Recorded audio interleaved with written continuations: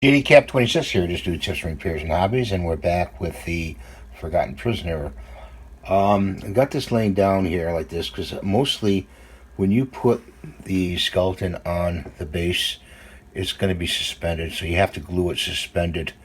Okay. What happened here is you want to kind of make them look that way, and you could switch the two legs around, this leg to that leg, and glue it to the base.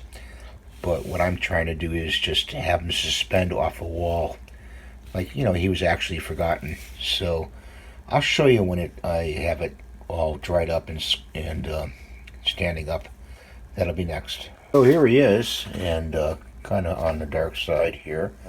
And I try to charge him up with the flashlight, and what happens is you have to glue the skeleton to the back of the base there, laying down.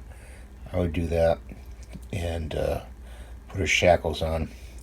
Pretty tough to do, this kit, I would say. Scale 9 for hard to do.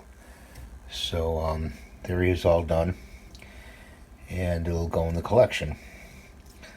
And I did a little wash on the sign right there. Okay, and thanks for watching. Please rate, subscribe, give me the thumbs up, and we'll see you next time. Hopefully, you guys stay safe out there.